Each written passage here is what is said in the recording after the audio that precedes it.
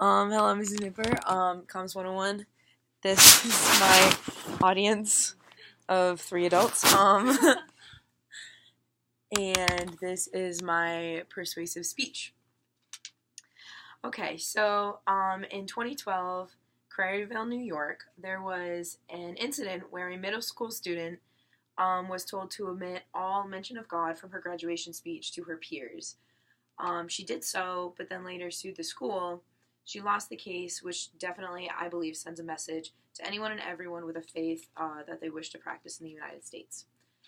Basically, this definitely applies to all of you because I know that you are all believers, as am I. And I know that you all appreciate your right to celebrate your belief in God. And I personally feel qualified to speak on this topic because as a recently converted believer, I honestly, even as an atheist, never even understood why people get so offended when other people try to share their faith or even make it visible. In today's tolerant culture, many people fail to see tolerance as it is, the allowance of others to practice their religion as they desire rather than hiding their own. Basically, I plan on convincing you folks of the true definition of the word of tolerance through 3 different points. My first is that our government was literally built on Christianity. Everyone that was involved in the building of our government was Christian, and it was just a really big part of the ideals and beliefs that this country was built on. The next point is that our laws specifically protect our rights to expression of faith. Whether or not our government is doing a really great job right now of enforcing that. And then finally, I want to make sure that everyone understands that this doesn't apply only to Christians and that tolerance is important to have towards every religion, race, gender, sexual orientation, especially as followers of Christ who are walking with non-believers daily. I'm now going to go into greater detail with these points in order to expand on my ideas regarding tolerance and religion. So my first point is that while this has become largely contested in modern society, the United States of America was really founded on Christianity. It was founded by devout Christians, and it was in fact founded with the idea of Christianity in mind. More than one national document involves a mention of God, and it's even found on our currency, In God We Trust.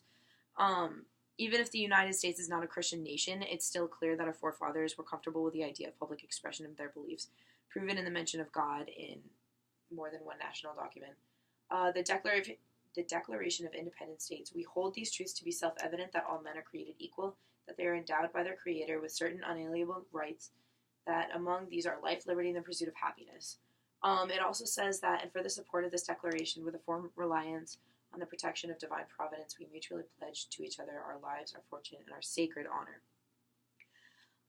So now, even if the religious beliefs of our forefathers were totally irrelevant, we can still turn to the explicit laws and practices set forth by said forefathers.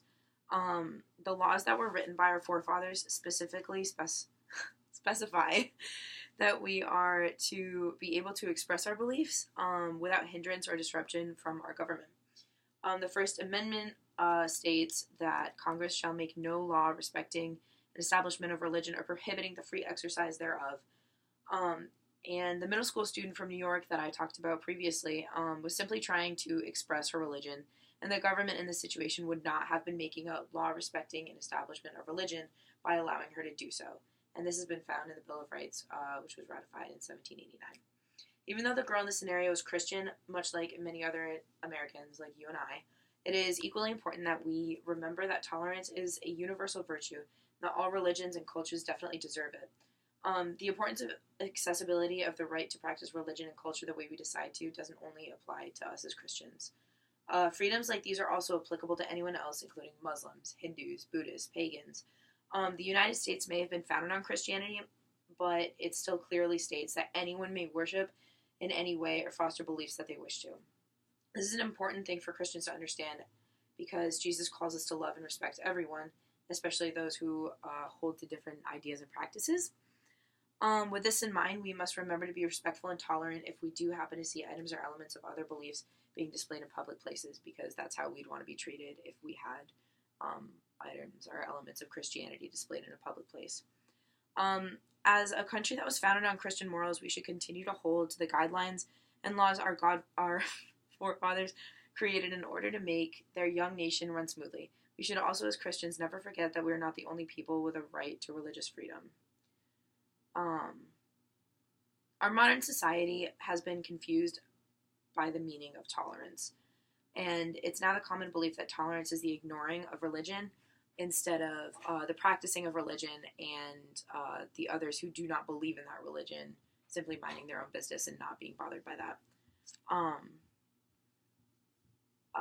And I would like to end with a quote from Dr. Mark David Hall of George Fox University, who says, "Finally, we ignore at our peril the founders' insight that democracy requires a moral people and that faith is an important, if not indispensable, support for morality.